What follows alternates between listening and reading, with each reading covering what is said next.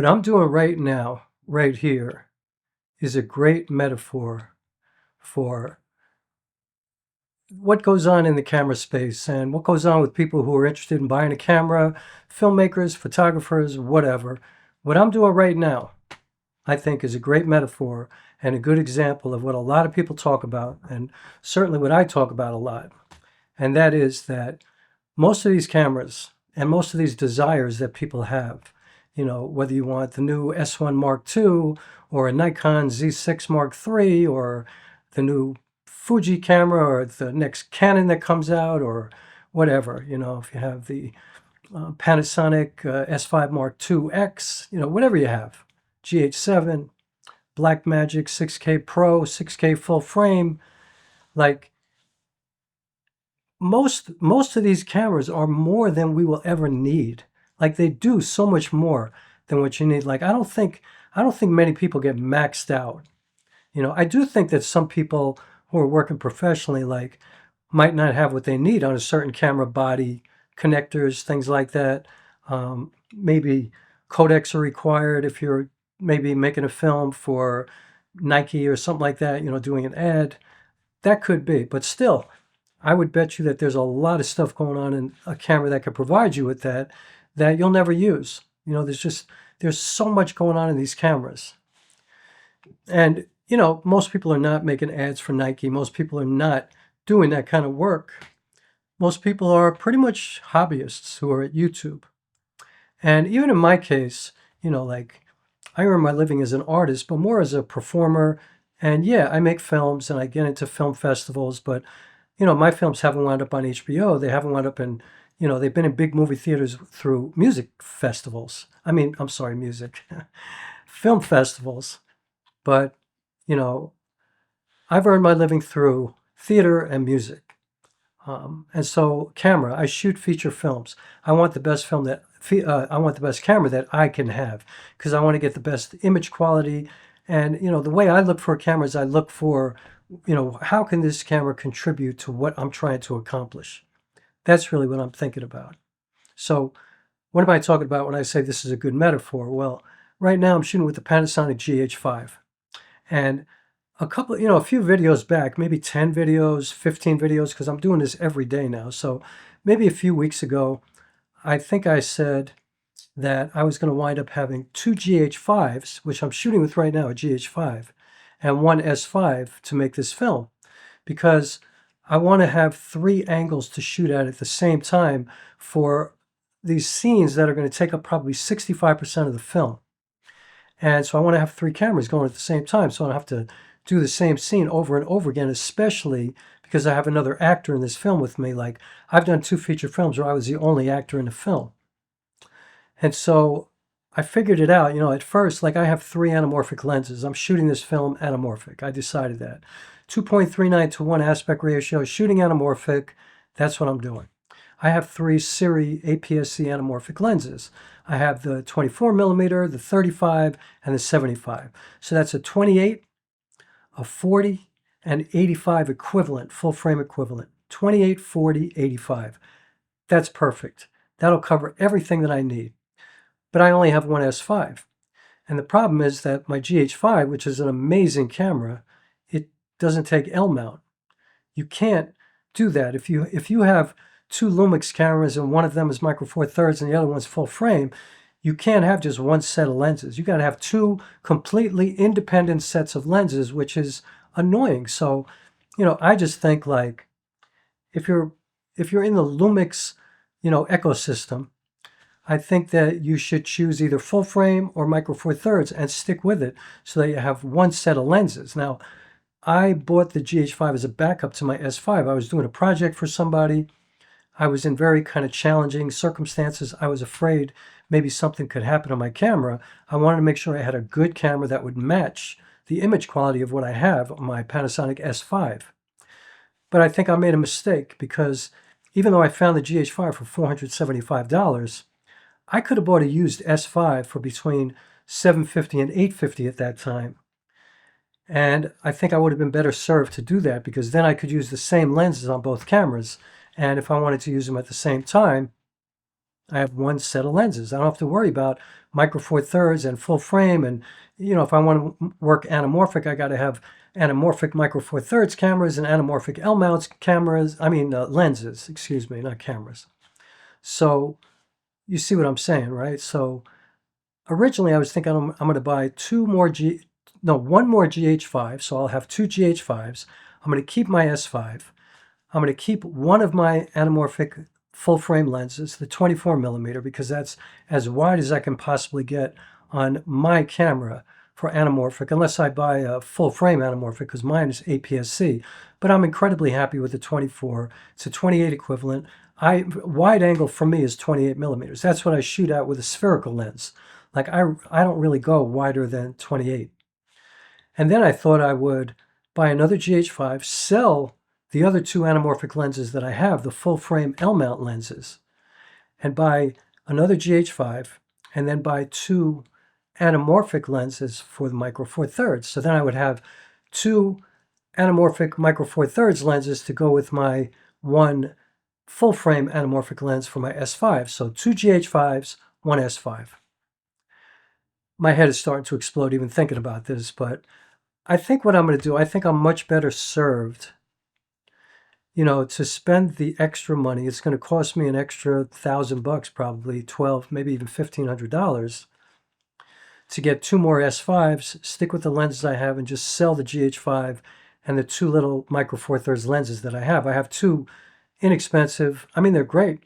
Right now I'm using the TT Artisan 17 millimeter f1.4 lens, and it renders beautifully. It's a beautiful lens. It's all metal. The build quality is good. It cost me, I think, $75 brand new on Amazon.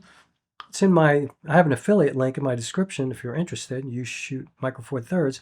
It's incredibly light. It's like a feather. And I also have a Mikey 35 millimeter f1.4 for micro four thirds. So in essence, I have a 35 and a 70 equivalent for micro four thirds, which is cool. And it covers pretty much everything I want, but I don't use it because the lenses that I love to use, I have all these vintage lenses, full frame, and my anamorphic lenses, which are L mounts. So they're really full frame lenses, but they're APS-C. But they fit on the L mount. So yeah, I have to use them in APS-C. And actually, I can use them in full frame mode. I don't have to go into anamorphic mode. I don't have to shoot them APS-C. And so I get a little bit of, darkness on the edges, but I can get rid of it if I just zoom in a little bit, and it doesn't really hurt the image quality. It's not much. So vignette is what I'm trying to think of. So anyway, what I'm saying is this. I'm shooting with the GH5. I said all that to get to this, which is kind of crazy because the point of this video really has nothing to do with all of that. But it kind of does, because I'm shooting open gate right now. Now, I've never shot open gate on this camera because I've never really done much with this camera other than YouTube videos. And I always just keep it at 4K or maybe cinema 4K sometimes. But like I said, I have these two inexpensive lenses, and I just keep it simple when I use this camera. And I love the way it renders, and I love the camera itself and the capabilities. The fact that I can shoot 4K unlimited time, which I can't do on the S5. The fact that it's got more codecs than the S5, which I haven't really taken advantage of until today. The fact that it's got a full-size HDMI, so if I wanted to use an external monitor, that's a great advantage. Like, there's a lot that this camera does that the S5 doesn't do, like shooting open gate, which is what I'm doing right now. And honestly, I'm just not used to it. I feel like I'm floating around here in this frame. It's so big from what I'm used to. And I'm like, wow, it is true that if I was doing this to cut this up for social media, it would be pretty dope. And the fact that I can do this is like a real advantage, but it's overkill for me, because I'm not working for somebody in their social media and stuff like that. So I don't need to shoot vertical. I'm just making features and I'm shooting a documentary for somebody right now. And I'm just shooting in 4K, I often shoot in 1080, but this open gate, it's amazing. And it's probably an advantage if I did have anamorphic lenses here, because I'm shooting 4x3 is much better than 3x2 when you're shooting anamorphic. It just gives you more flexibility. But you know, like if I had my anamorphic lenses for Micro Four Thirds, and if I had, let's say, all GH7s or all GH5s or GH6s or whatever, it would probably it would definitely be awesome without question. But it's my whole point is there's so much more in this camera than I ever need. All the codecs, all the opportunities that I have to just play around with this thing. It's fun, but I don't, you know, I'm more interested in storytelling. I'm not interested in playing with the camera. I mean, to be honest with you, once I figure out that it does what I need it to do, I don't ever go into the menu again. I set up the buttons the way I want them. I set up the dials the way that I want them. I have all my presets on the preset dial, and that's it. I never go into the menu again, or very occasionally, like if I'm shooting, you know, slow motion or something like that. And I even set that up as a preset. So I don't go into the menu ever again. So I don't need all the capability that the camera provides. And I don't think anybody does. And in my case, shooting, you know, I'm doing open gate because I just wanted to see what it was like. And I said, you know what? Let me post a YouTube video, open gate. And, you know, I don't think it's going to make that much of a difference in terms of image quality.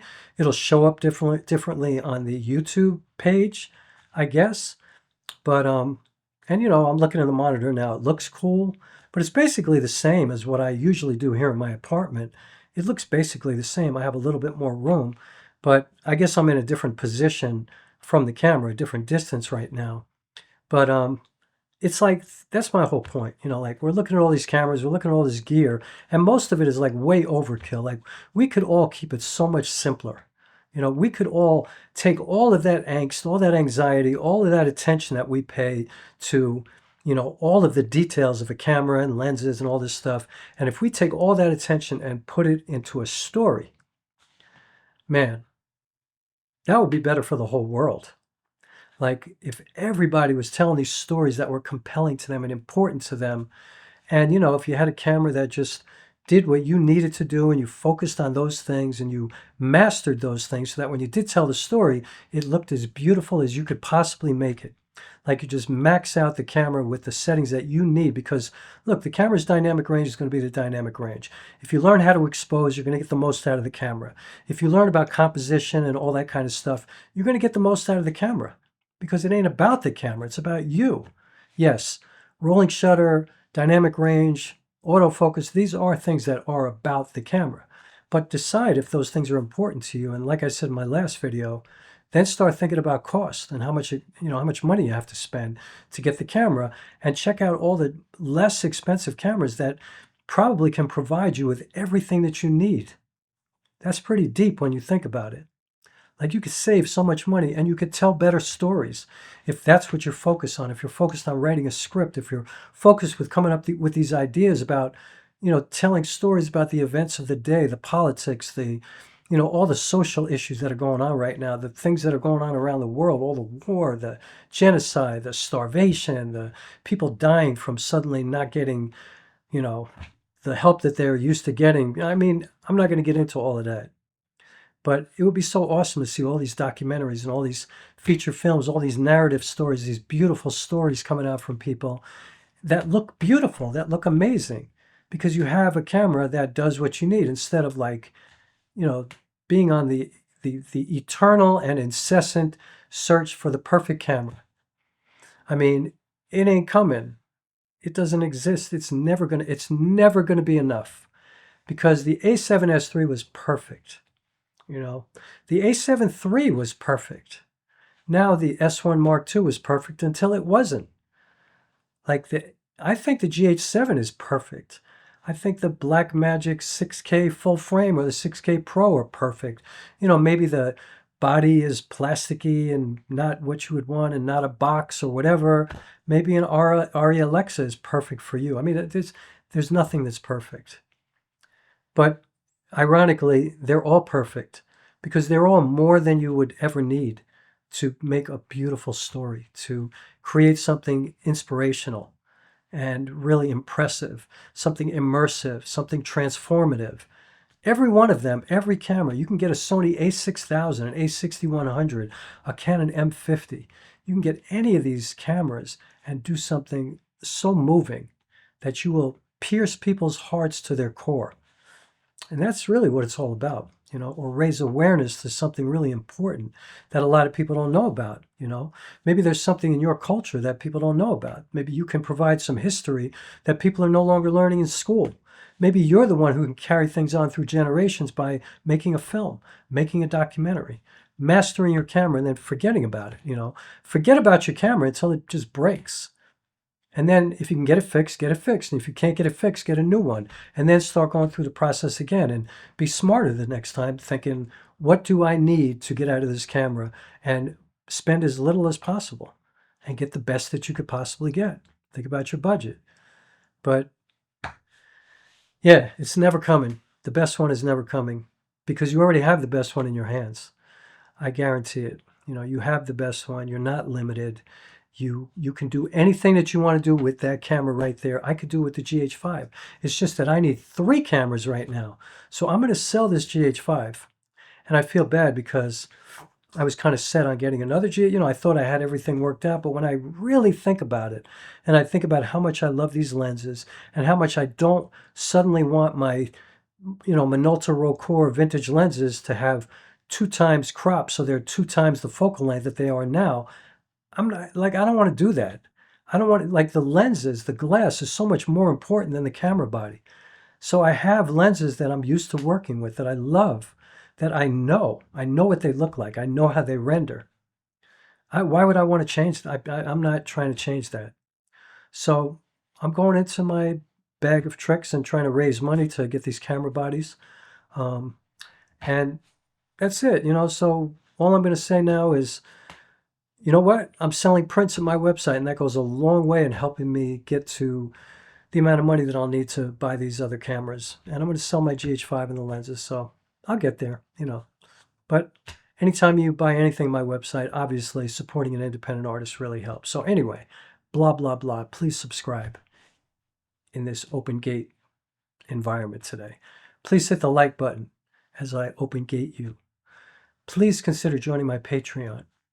Does it look different to you? Does it look like more magnificent or do I look smaller? Like, it just feels like I'm not used to it. Like, I feel like I'm looking through a much bigger window in the GH5 looking at the monitor. It just does look different. It's kind of fun. I guess I would get used to it if I was shooting this way all the time. It's kind of cool. So yeah, I guess open gate is mad cool, but I don't really need it myself. I shoot anamorphic, so I'm losing stuff from my frame anyway. But I have frame markers on my monitor, so I know what to shoot for when I'm actually shooting. I see the aspect ratio in my monitor, so I'm shooting inside of those markers, and so I'm cool. I got it, And if I have to make a slight adjustment, I could do that. So, yeah, that's all I got to say about all of that.